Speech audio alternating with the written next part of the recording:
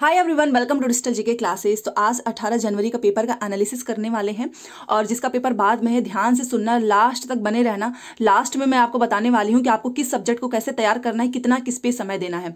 क्योंकि आज जितने लोगों से मेरी बात हुई है जिनका पेपर हुआ है, उसमें से कुछ लोग बोल रहे हैं कि पेपर बहुत अच्छा है, कुछ लोग बोल रहे हैं कि नहीं पेपर मॉडरेट आ रहा है। तो मैंने उनसे पूछा कि कौन सा सब्जेक्ट तुमको मॉडरेट लगा, तो ईवीएस, मतलब ईवीएस को लेकर सब लोग बोल रहे हैं कि इसके कुछ क्वेश्चन जो है आप गलत करके ही आओगे। तो मैं आपको लास्ट में बताने वाली हूँ आपको क्या करना है। डरना नहीं है, क्योंकि बाकी के सब्जेक्ट पे आपको ज्यादा ध्यान देना है। और एनालिसिस के लिए एक लाइक तो बनता है और चैनल को सब्सक्राइब कर देना, ताकि हर दिन आपको मेरी एनालिसिस वाली वीडियो सबसे पहले मिले। देखो, अगर सीडीपी की बात करें ना, तो सीडीपी बहुत अच्छी आ रही है। मतलब अगर आपने सीडीपी प्रीवियस ईयर क्वेश्चन से प्रैक्टिस किया होगा ना, तो आप 30 नंबर लेकर आ सकते हो। और सीडीपी जो है आपके नंबर को बूस्ट करेगा, बढ़ा देगा। तो अभी मैं आपको बताऊंगी सीडीपी को कैसे करना है। पियाजे के सेकंड स्टेज से क्वेश्चन आया था, एडॉप्टेशन से। वाइगॉस्की के जो सोशल एंड कल्चर थ्योरी है उससे क्वेश्चन आया था। कोलवा का जो स्टेटमेंट है ना, good boy and good girl, ऐसा स्टेटमेंट करके लिखा था और पूछा था कि ये जो है बच्चा कौन सी स्टेज में ऐसा करता है। आपको पता नहीं कि बच्चे जो है अपने आप को अच्छा बनने के लिए वो काम करते हैं जिससे उनको एप्रिसिएशन मिल सके, उससे रिलेटेड था। एनईपी देखो, अगर आपने एफलन या फिर वो एनईपी पढ़ा होगा तो इसका नाम सुना होगा आपने, ईसीसीई, इसका फुल फॉर्म पूछा था, early childhood and care education, ये पूछा था। बहुत आसान है। परख काफी समय से चल रहा है, परख का भी फुल फॉर्म पूछा था।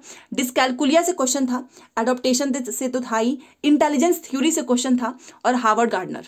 ठीक है ना। तो ये सारे आपके प्रीवियस ईयर पेपर में पूछा हुआ है, कुछ भी बाहर से नहीं है, आप आराम से कर सकते हैं।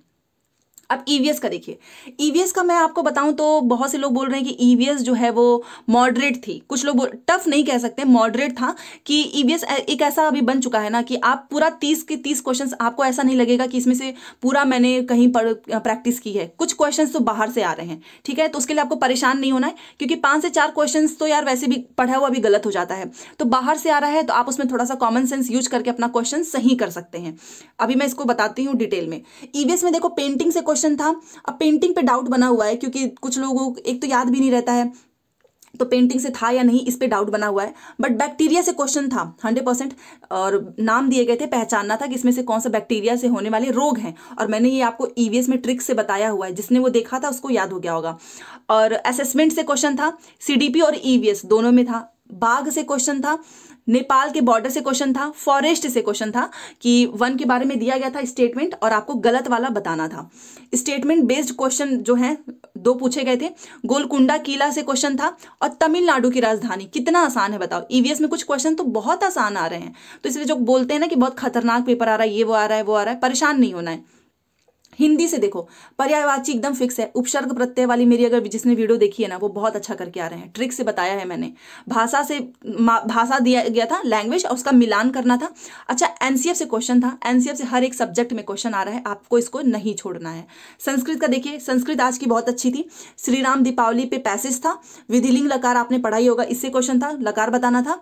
गौ सेवा से पद्यांश था और वाच्य था, वाच्य। ठीक है, नीचे देखते हैं। ईवीएस से देखिए, पीचर प्लांट से पूछा था। कितनी बार मैंने आपको बताया पीचर प्लांट, इवन मैंने इसको आपको टेलीग्राम पे भेजा भी हुआ है। पीचर प्लांट कितना आसान है। मैथ में वैन हीले से क्वेश्चन था। पैटर्न कुछ बनाकर शायद दिया गया था कि इसमें 11 के डिफरेंस पे आपको कुछ ऐसा पैटर्न निकालना था। और यूनिट कन्वर्जन पे क्वेश्चन था। ठीक है, हिंदी की बात करते हैं। हिंदी की पैसेज जो है इजी थी, मानो सावधान। और जो लोग पैसेज की प्रैक्टिस किए हैं ना, वो 15 नंबर तो ऐसे ही लेकर आएंगे हिंदी में। ईवीएस में था सोने का टाइम, मतलब कुछ जानवर थे, उनके सोने का टाइम था और मिलान करना था, जैसे कि अजगर हो गया, बिल्ली हो गया, कुत्ता हो गया और गाय। ठीक है ना। तो ये थोड़ा सा बाहर, मतलब आप इसमें गलत कर सकते हो अगर आपने इनके सोने का टाइम आपको ना पता हो। ठीक है, तो ये कुत्ता गाय ऐसे था, उसका मिलान करना था। गोलकुंडा के शासक से क्वेश्चन था कि गोलकुंडा का शासक कौन है। और खरीफ की फसल, कुछ एग्जांपल्स दिए हुए थे। अगर आपको रबी की फसल, खरीफ की फसल, जायद की फसल नहीं पता है तो मेरे को बोलना, मेरे पास इसकी बहुत बढ़िया ट्रिक है, उससे रिलेटेड मैं वीडियो लेकर आऊंगी और आपको बहुत फायदा होगा। बहुत सारे एग्जांपल्स दिए हुए थे, उसमें से बताना था आपको कि इसमें से कौन सी खरीफ की फसल है। और जिसको नहीं पता होगा ना ट्रिक से, वो 100% इसको गलत करके आएगा। सीडीपी देखो बहुत इजी है।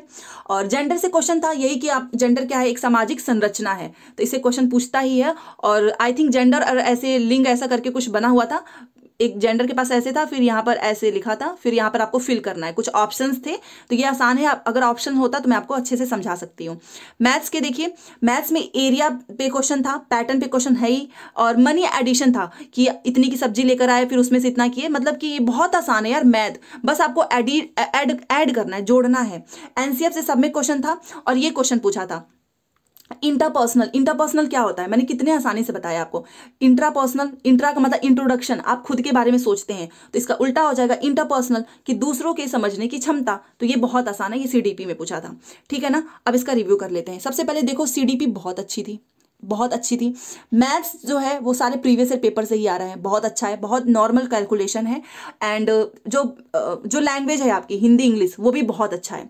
बस एक दिक्कत है ईवीएस में। क्यों? क्योंकि ईवीएस में भी आप सब सोचते होगे कि 30 में से 30 लेकर आए, बट कुछ क्वेश्चन ऐसे आ जा रहे हैं घुमा देने वाले, परेशान करने वाले, कि ईवीएस में जो है 5 क्वेश्चन जो है आज की टफ लगी है। जैसे कि एक तो कुछ क्वेश्चन ऐसे थे जो उनको याद भी नहीं हो पा रहा था, समझ ही नहीं आ रहा था कि कहाँ से पूछा हुआ है, ठीक है ना। तो बट क्या ये 5 क्वेश्चन ज्यादा इंपॉर्टेंट है? बाकी के ये सारे क्वेश्चंस भी तो देखिए कि सारा प्रीवियस ईयर पेपर से ही आ रहा है। तो मैं तो आपको यही बोलूंगी कि जो भी आज का पेपर था उसका एक फाइनल कंक्लूजन ये है कि जो भी बच्चों ने बताया कि जिसने प्रीवियस ईयर पेपर ऑनलाइन वाला किया है, इतना मान के चलो वो 130 प्लस लेकर आ सकता है, क्योंकि ईवीएस के 5 क्वेश्चन डिसाइड नहीं करेंगे आपका नंबर, ठीक है ना। तो इसलिए बाहर की चीजें मत पढ़ना, बहुत अच्छा आ रहा है। और हिंदी इंग्लिश की पैसेज की प्रैक्टिस जरूर करना, क्योंकि अगर आपने पैसेज की प्रैक्टिस की होगी तभी जाकर आप वहां पर अच्छे से परफॉर्म करेंगे।